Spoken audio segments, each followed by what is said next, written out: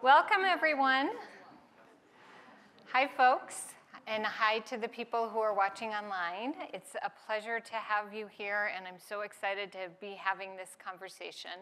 My name is Erin Kelly, and I'm a professor in Work and Organization Studies here at MIT Sloan, and I co-direct the MIT Institute for Work and Employment Research.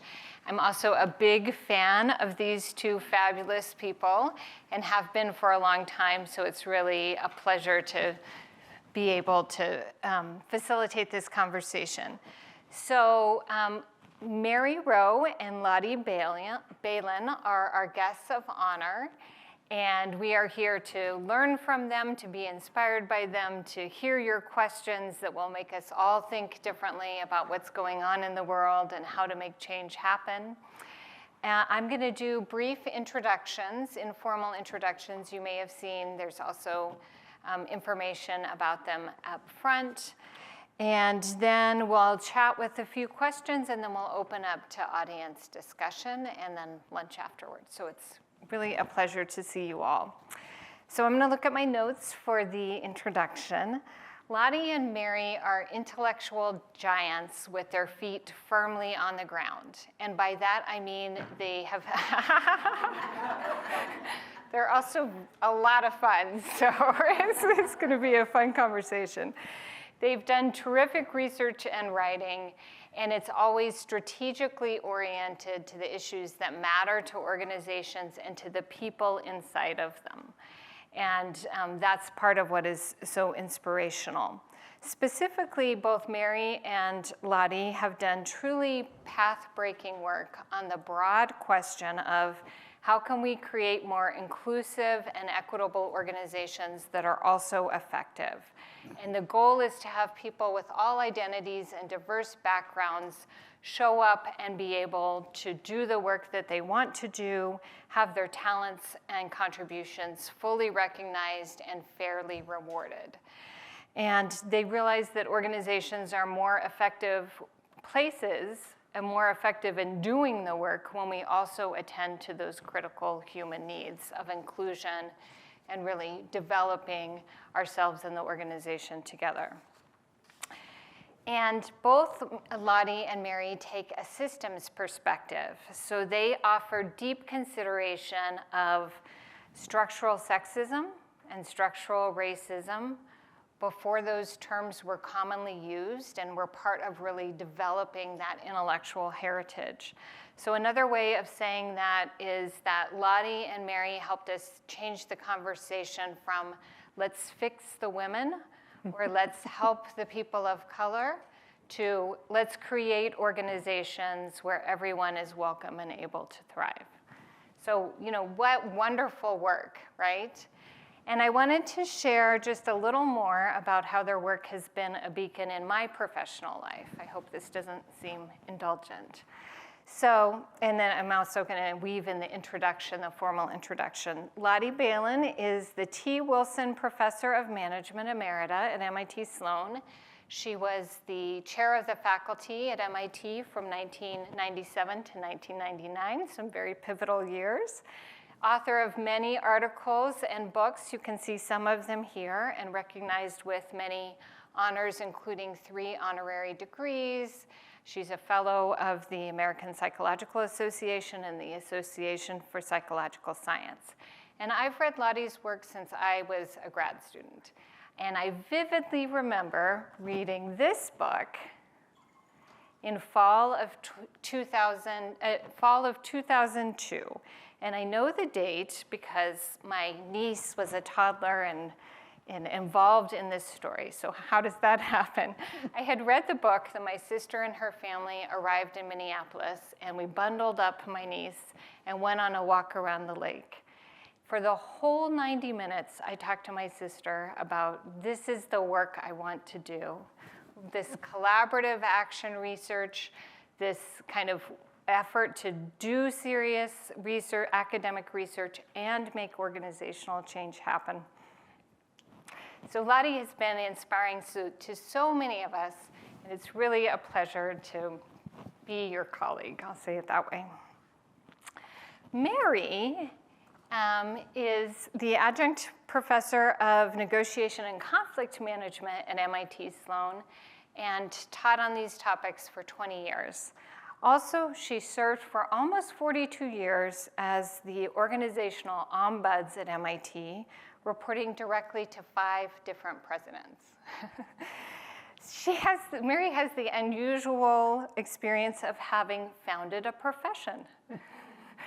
So she was one of the very first organizational ombuds and has been a critical force in developing that profession, its standards, its global association. And she still hears from hundreds of people each year, consults with a wide variety of organizations, and conducts research and writing on topics including bystander dynamics, we're going to hear about a little bit today, harassment, the different kinds of power that are important in interpersonal negotiations, and much more. She actually has a fabulous archive and website that the QR code can take you to, which kind of consolidates those resources and writing, and has been generously supported in the curation and development of that website by Jean-Jacques de Groot and his wife Valeria de Groot. While I didn't know Mary early in my academic career, I have a vivid memory of her as well from standing in Tom Koken's kitchen at a dinner when I was being recruited to join the faculty. And I had written a little bit on harassment, and Mary came up and said, introduced herself and told me that she had written the MIT harassment policy and really helped develop this conceptualization of harassment in the early 70s. And we had a wonderful talk about the research, the policy, the practice, and this is part of what made me excited to come to MIT and to come to MIT Sloan. So that's enough introduction. Thank you for indulging me. And let's hear from Lotte and Mary. So question number 1. Lotte, I'll start with you. It feels like a game show, right? Could you tell us about a pivotal point in your career and what you learned about making positive organizational change from that experience? Well, in my case, it's a study we did at the Xerox Corporation. It's 30 years ago. I can hardly believe the beginning of the 90s where things were different than they are now.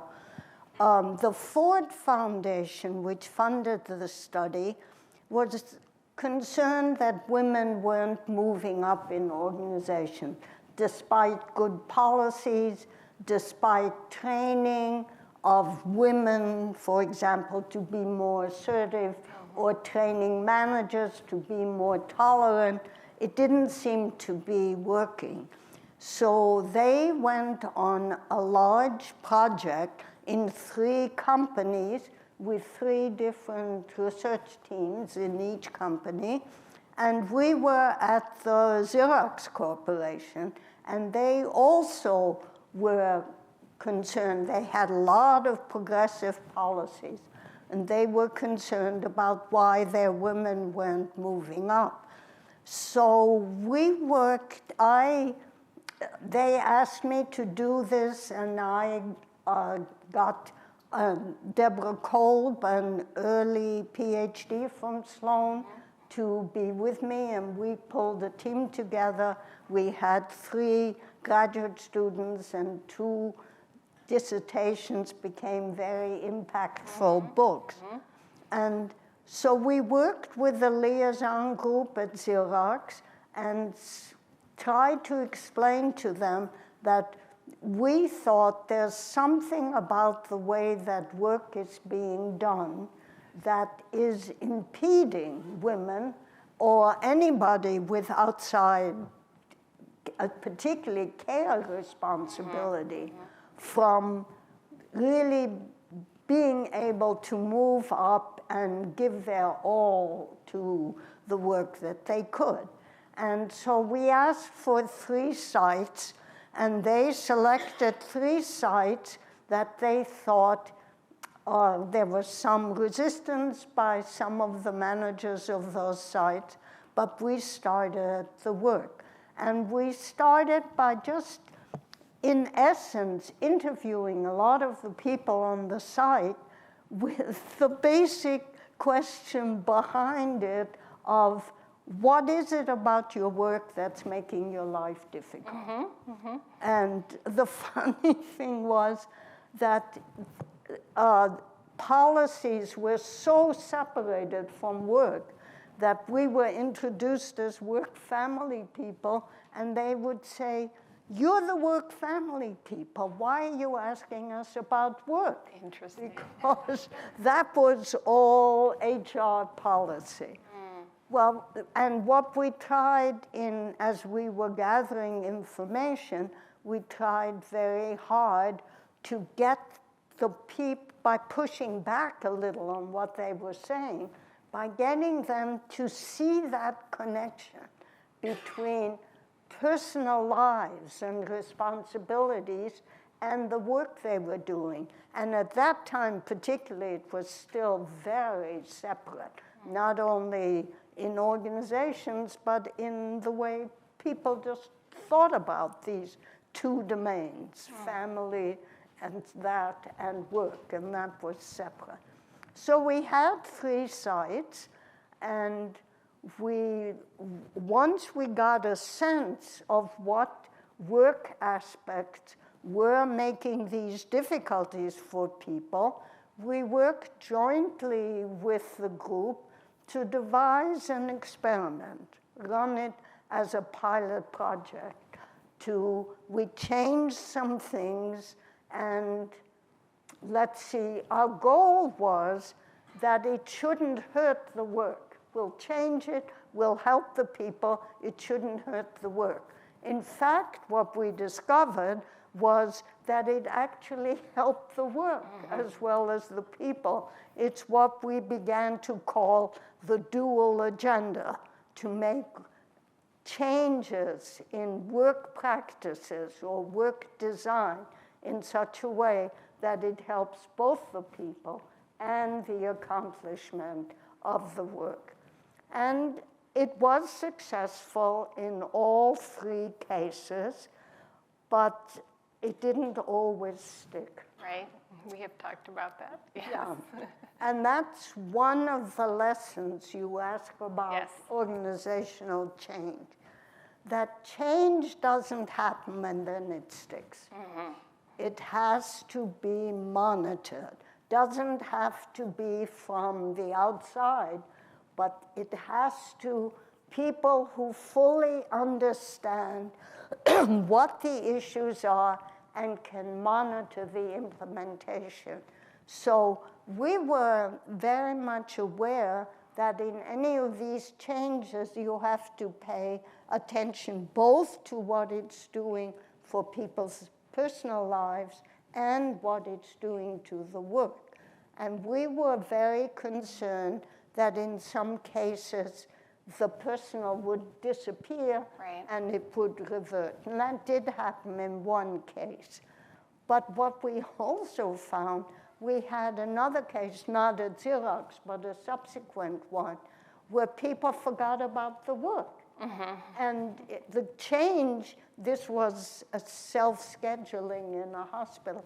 The change was appealed to them so much that they forgot what had to be done in order to, and so of course it was stopped. Sure. And so the lessons for change, as Erin mentioned, we devised, and it's in this book, what we call collaborative interactive action research, CIAR.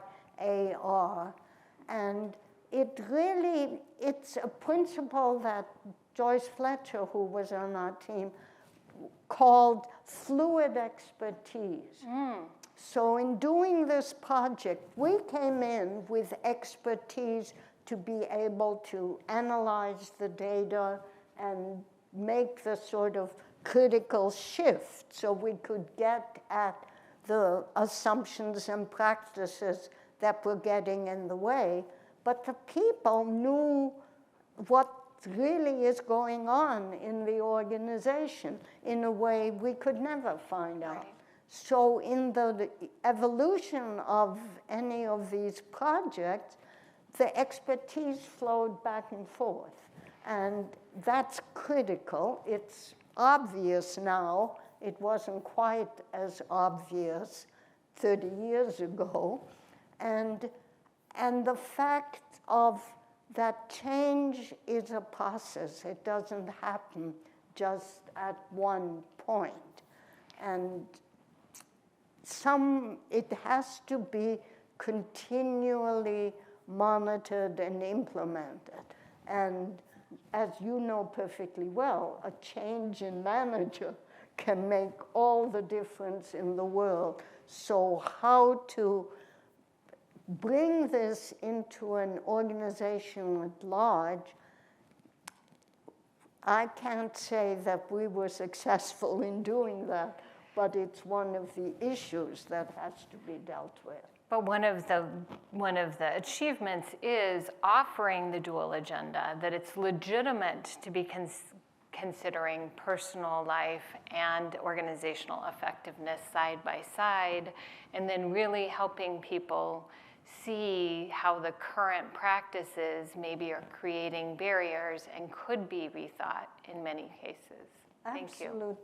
Absolutely. Yeah. Mary, how about a pivotal point in your career and what you learned about making change happen from that experience?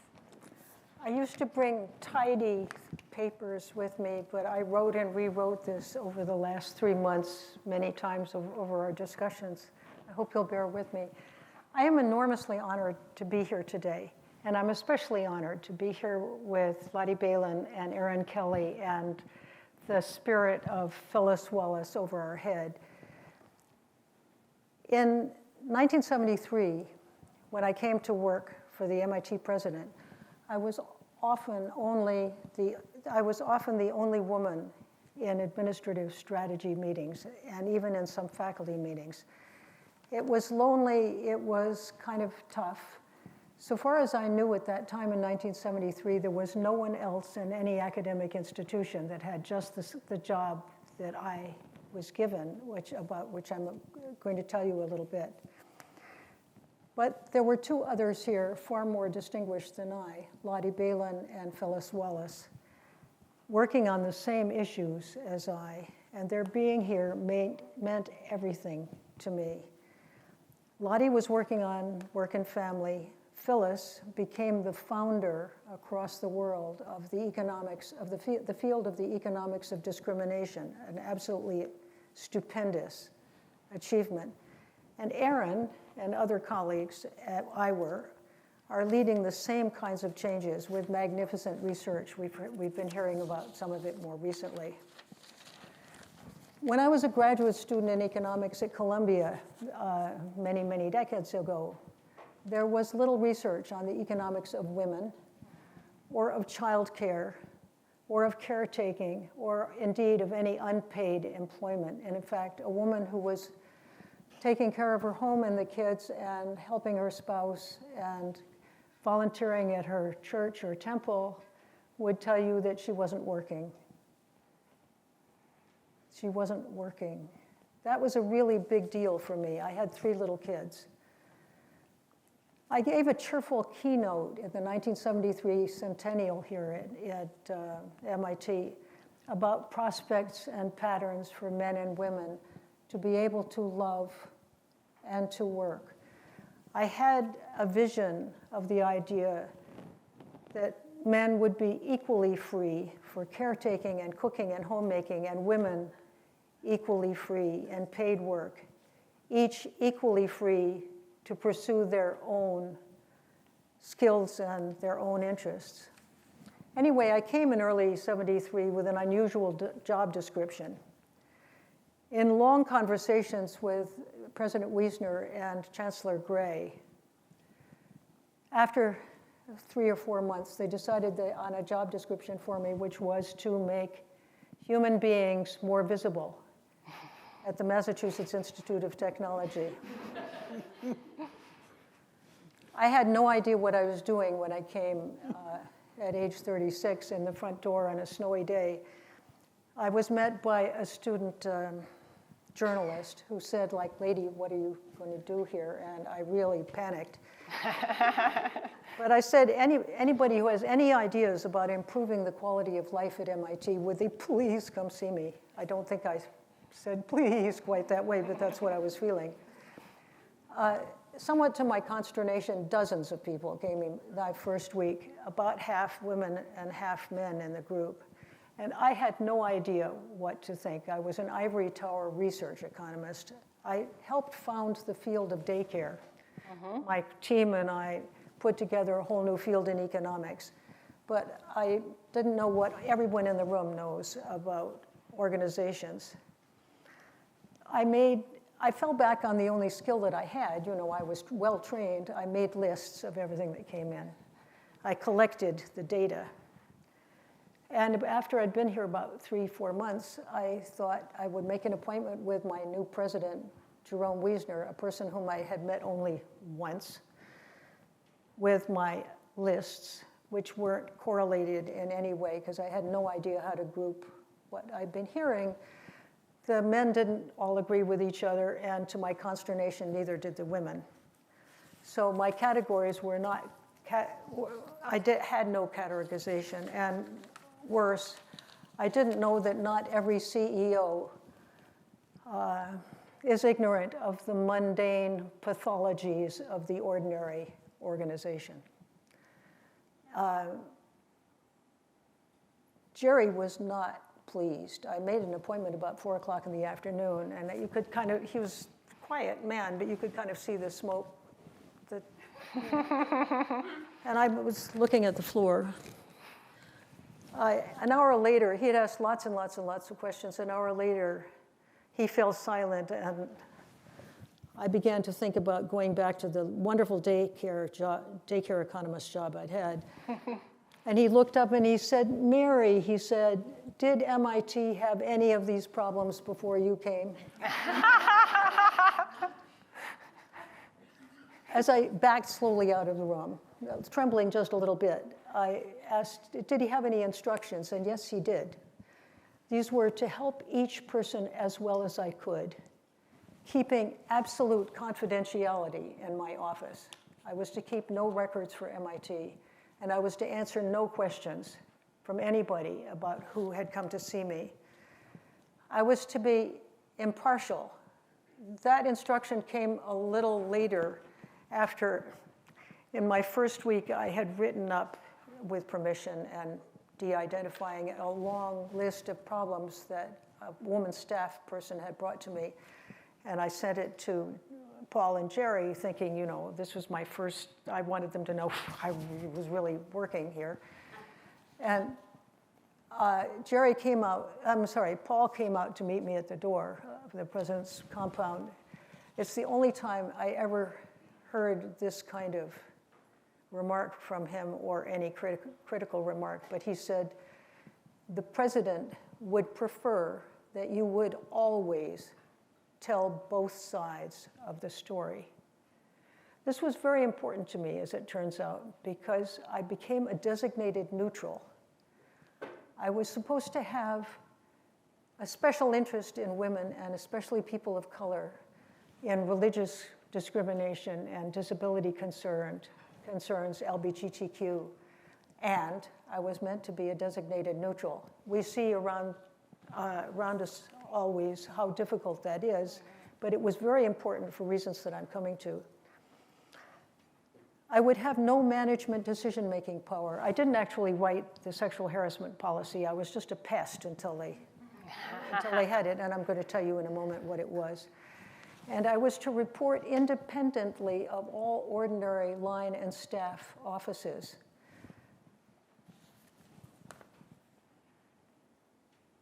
At the end of the discussion, Jerry said, "Mary, come back just a minute." He said, "I do have another instruction," he said.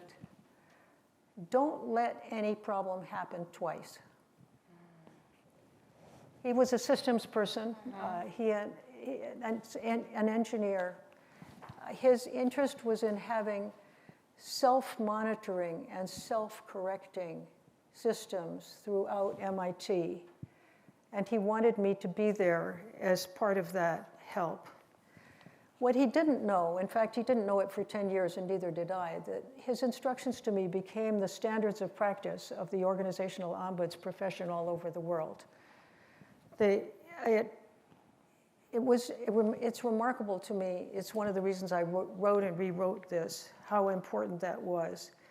He had it in mind to provide a voice for anyone at MIT at any level who was afraid to bring forward a good idea or a painful dilemma. He wanted something as part of the whole system, a tiny little individual who would help with the concept of voice throughout MIT. You remember me, I didn't know what I was doing here, but I did fall into a good habit. Anytime anybody came to see me in my first months, I would say, this is what I think I hear from you. If somebody else were to come see me, I'd already said that my office was confidential, that I kept no records, but I said, if somebody else were to come to see me with the same issue, would you be willing for me to ask them if they wanted to meet with somebody else, namely you? Almost everybody said yes. We had some kind of rules and customs about how that would work. What happened to me was that in the 1970s, there grew about almost 100 little affinity groups. Some of them were very small, a group of people on crutches that just wanted to get the bicycles off the handicap ramps. Some of them took 5 years. Women faculty who wanted equal pension plans with the men. We worked on that for a very long time, and I have some very funny stories about that. I also have even funnier stories about ladies' rooms. Of the dozens of affinity groups, some of the most important for me were the alumni.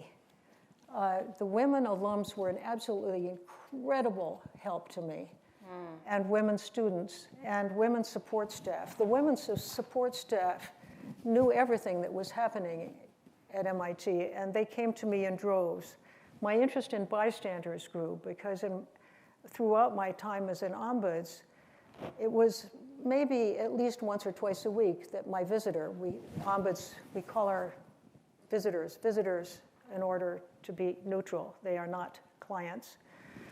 But my visitors would say, well, you know, I'm okay, but could I tell you about something else? So I got very interested in that. As I say, some of these changes took a very long time. Some of you will remember that we got a women's health care unit in the medical department, for example. That took a long time. A lot of it had to do with racism. In my first year, you've noted that I am a person, not a person of color, and a female. I identify as a female person and a feminist. In my first year, I asked for a counterpart in this institution that had so many men. I said, if there was going to be a white woman, there ought to be a man of color. And in 1974, MIT appointed Clarence Williams, an incredibly able black counseling psychologist who'd worked in the graduate school as the associate dean. And we had offices together. So one of the ways that change happened was that Clarence taught me a great deal of what I know. We worked together, and we were able together to work on issues like harassment. So back to 1973 and 74. We collected dozens and dozens and dozens of concerns that now would be thought of as sexual harassment, racial harassment, religious harassment, LGBTQA. And here was Jerry Wiesner's declaration in December 1973. Any behavior on or off the campus that unreasonably disrupts as a reasonable person would see it. He was one of the first Jewish leaders in any research institution in the United States. We never had to explain discrimination to him. So let me now summarize a little bit about some ideas about change. You will already have noticed that I really was lucky in the leadership that brought me here. He didn't know it, but it was really Jerry who defined what the organizational ombuds profession would be. It turns out that our standards of practice are unique in US labor law, but also in the labor laws of all of the countries we're now in. There is no other profession that has the 4 standards of practice together. Each of our standards of practice and each of our functions is very well known to all human service providers, especially, say, HR or EAP. But one by one, those standards are well known. But the collection of the 4 of them without any management decision-making power and for near total confidentiality, we are not compliance officers. Leadership is my first thought about making changes. My second is akin to it, and that is receptivity. I'll say two things about bystanders. How many, would you have a show of hands of anybody who's heard about bystander training? You can make an easy guess of what is the principal barrier to bystanders in coming forward. Fears of retaliation and so on. But a lack of receptivity by managers and supervisors, by law enforcement all over the country. The receptiveness of management is what with a few other people now, I'm now looking at. To train managers to be receptive to bystanders and the bystanders of bystanders. Receptivity is my second point. The laws help. Title IX came along just when I did. It was enormously helpful. I've already touched on the absolutely amazing networks and affinity groups of women and men. There were lots of men's networks as well. Disabilities networks, LGBTQ. Into this institution of science and technology where people listened to fact, into this mix, Wiesner injected me. I was really very lucky. I would call myself, in retrospect, a catalyst. Sometimes silicon spray, trying to help people get along, and very often a pest. I think it does help in systems change to have somebody like me. I received more than 20,000 cases over 42 years, and I helped with more than 1,000 changes in policies and procedures and structures. Some of them were tiny, like getting another ladies' room in a building that didn't have one. And some of them, as I've already said, took a very long time. Thank you, Mary. It's amazing stories, and I know you have many more you can share. I have lots of funny stories. Yes. I think this listening and seizing the moment when a leader creates an opening to create both connections and change is such a valuable example.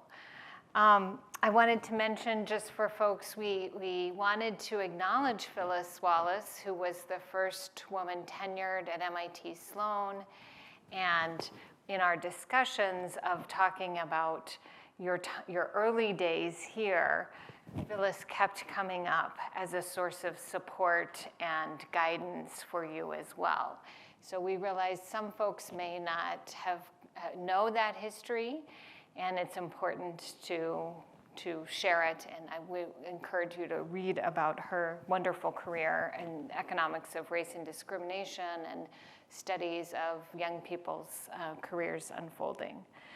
We have just a few minutes, and we've touched on many different things already.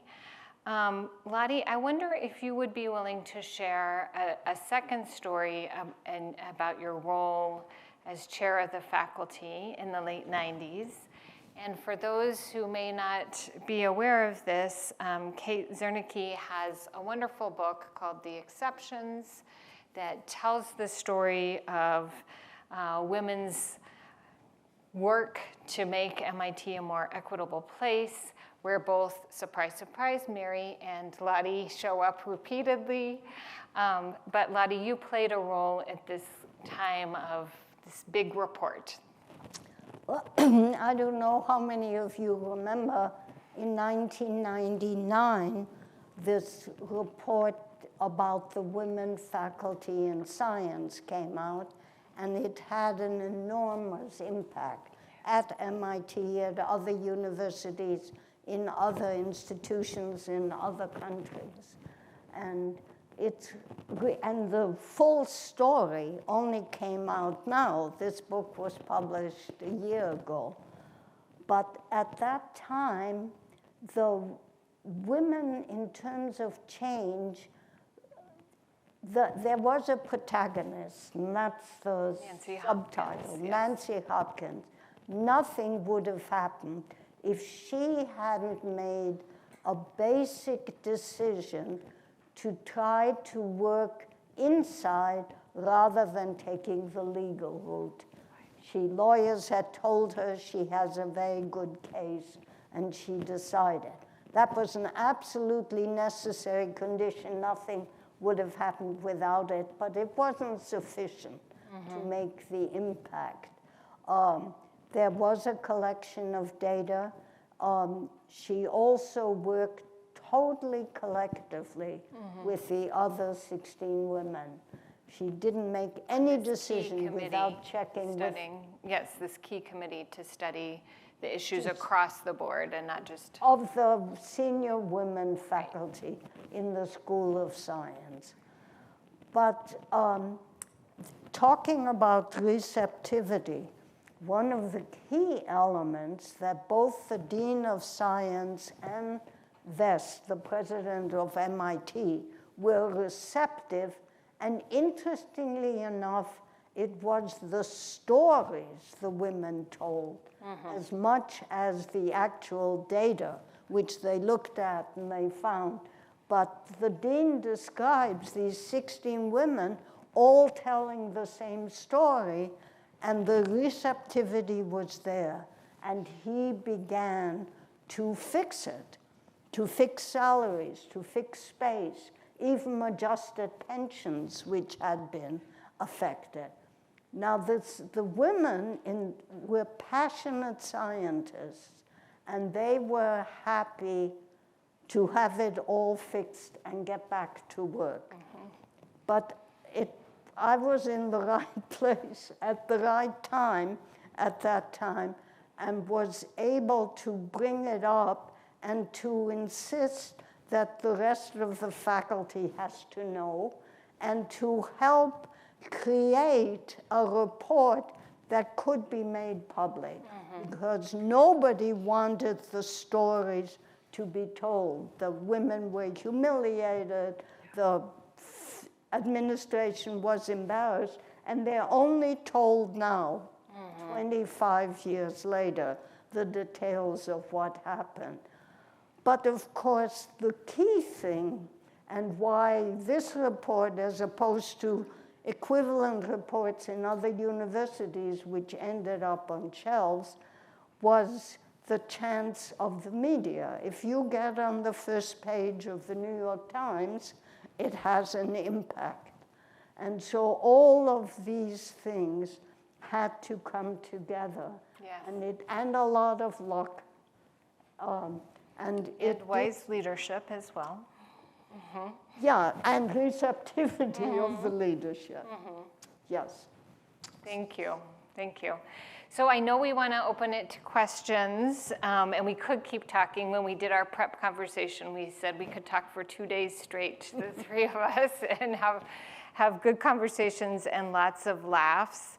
I did want to say a couple of things before I open it up. First, of course, we know people have to go to 1 o'clock classes and teaching, some of you, so feel free to leave as you need to. Second, these two fabulous people are still very busy. And so I wanted to mention some of their current and recent work. Lotte is co-author of a forthcoming book from Routledge in this fall called Retiring, Creating a Life That Works for You. Along with, there are 4 scholars who collaborated on this book. Congratulations in advance. I look forward to that. And Mary continues to write about bystander and bystanders of bystanders, as she says, the people who are involved in supporting and receiving and responding to bystanders. A major journal has a new special issue focused on her work and inspiration. And she's continuing to write about microaffirmations, which is a strategic response to subtle forms of sexism and racism that she helped develop and has written about for years, as well as advising PhD students and consulting, et cetera. So they continue to be busy, productive, and doing good work. We're going to open it up for questions from the audience. Does anyone want to get us started? Jean-Jacques? A question for Lotte regarding the Xerox study. Do you think you or some other faculty members could conduct such a study today? Yes.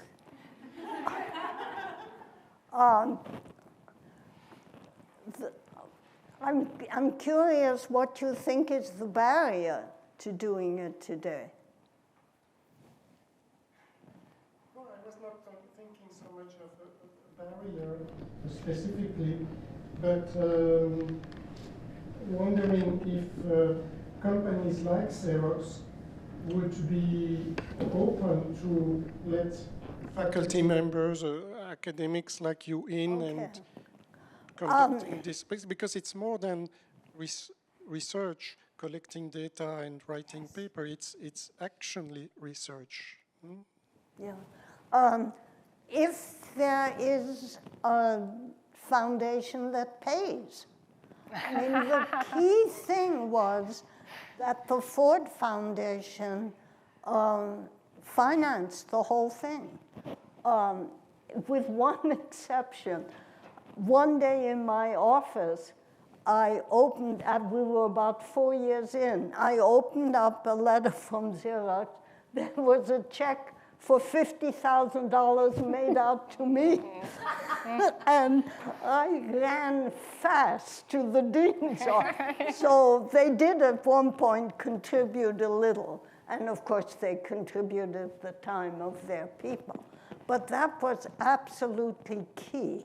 I think companies are still very concerned about getting people, different, in quotes, people, into positions where their experience and their skills can be better utilized. And we also see our students and your former students, Leslie Perlow and Kate Kellogg and others who are able to do sometimes action research, sometimes. Absolutely, yes. Absolutely.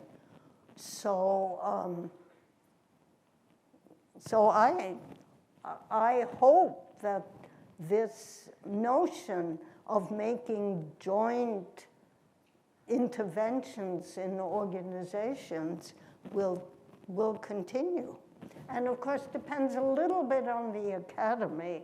If the academy will see this kind of work as legitimate research. Certainly, yeah. And that's, I mean, I was well on in my career when I did it. Right.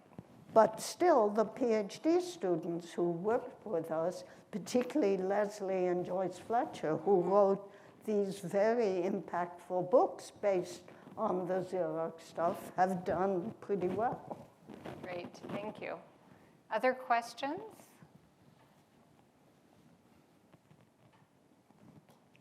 Joanne, thank you. For Mary, I'd love to know a little more about the process by which your work individually at MIT grew into this whole ombuds profession. Can you say a little bit more about that? I've already mentioned that I was very lonely in 1973, so I really looked hard for anybody who was doing similar work. And there was, at the time, a society for dispute resolution professionals known as SPIDER.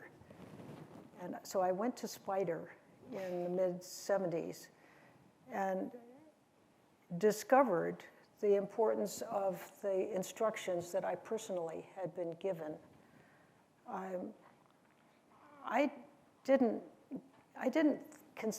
really understand how incredibly different this set of instructions was. Somebody attached to the CEO who has no management decision-making power and keeps the confidence of anybody who comes to them, except if in rare catastrophes. So I was just looking for friends. The first Ombudsman Association meetings were in 1980, 1982. MIT was more like a corporation in those days than it was like some of the colleges and universities. So the first group was called the Corporate Ombudsman Association that anybody could join. And then it turned into the Ombudsman Association, uniting of everybody in higher education and in hospitals and religious associations, and a zoo and so on. It's now called IOA, the International Ombuds Association. And there are at least 1,000 of us around the world. At last check, there was an ombuds office opening at the rate of about 5 a month around the world. So it's expanding worldwide quite rapidly. And lots of articles, lots of standards of practice and so on. In particular, there's a lot of work on how we practice, because we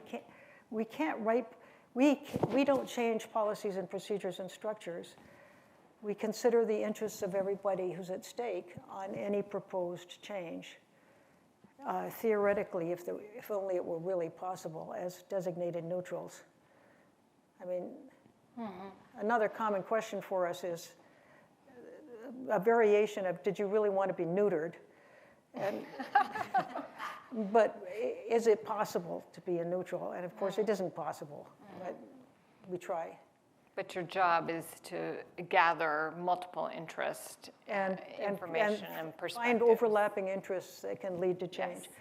Great. Some of these changes are very quick. Of the 1,000, I suppose at least 100 would have been changed within a week. And sometimes they were things that nobody had thought about. Like how many of you know where Walker Building used to be, right?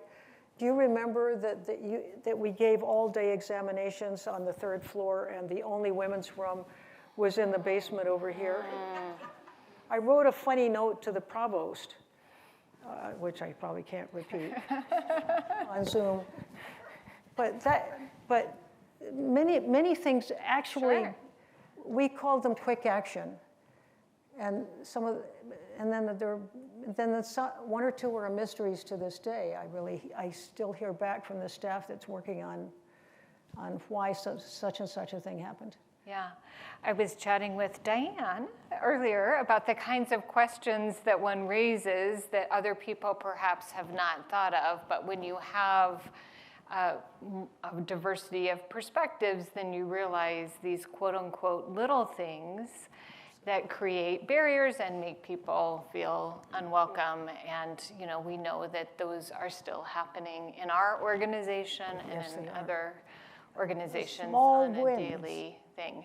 The small wins. Mary has a phrase of Saturn's rings, which are all of those little things that add up to a dust barrier that is impenetrable, right? Or that can feel impenetrable. Other questions?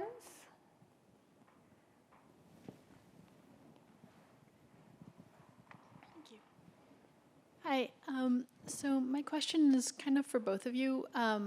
What would you say is the kind of one or two most important things you've seen to make change when you've identified a change that needs to be made? So Lotte, for you, like in corporate contexts, what do you think is really necessary to be in place to have a successful change? And Mary, I'm particularly interested in things at MIT. What do you think needs to be in place there? From inside an organization, I would say the most important thing is that an individual may not, except for Mary, may not be able to do it. You have to have a collective. And I think that's key. That a team can work together to make these kinds of changes if they have a receptive manager.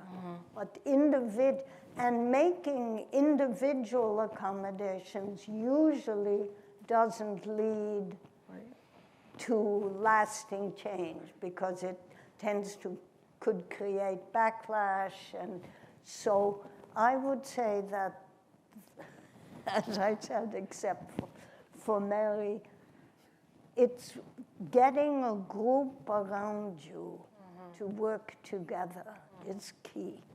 Lovely, thank you. My first question, in answer to your question, my first question always is this an emergency?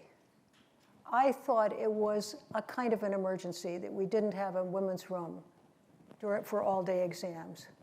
So if there is a law, and if there is common sense, and if there's moral authority, and if it's urgent, sometimes one person can make a difference. But it does help enormously to have somebody who's been anointed by the president who is going to go to facilities and say, could you show me the graph of all of the women's rooms at MIT? So I am agreeing with both of the things that Lotte said. My second question is, whose interests are at stake, which is the theoretical question underlying Lotte's practical point. One person is not a critical mass much of the time. Some of the time it could be.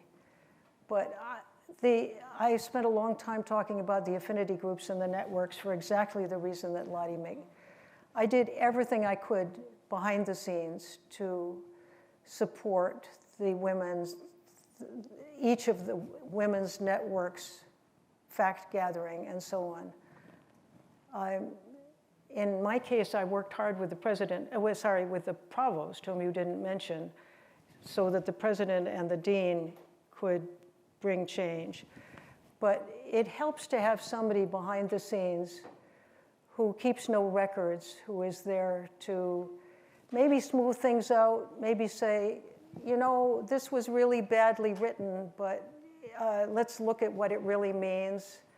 Or to say, following Lotte's point, you know, this looks like just one person's grumpy letter, but I happen to know that a lot of people might feel this way. Could I have a week and just listen around all of Lincoln Laboratory or all of the Department of whatever? Are we speaking to your question? Yes, I think it's both the theory of how do you identify the interest and the strategy of the collective effort and the listening and amplifying. So we are almost at 1. I'm going to say thank you to Kathleen Kalel and everyone who helped organize this. And thank you to everyone who is here and who is watching online, and especially thank you to Lotte and Mary. It's a joy to talk with you, as I hope you know. And we are so lucky and grateful that You have been a part of MIT leadership, both intellectual and formal administrative, over the years, and that you're continuing to do such inspiring work. Really a pleasure to be able to celebrate and learn and discuss. The discussions are going to continue over lunch. I'm sure people want to have one-on-one conversations or chat with others in the room. So thank you for being here, and we'll close with that.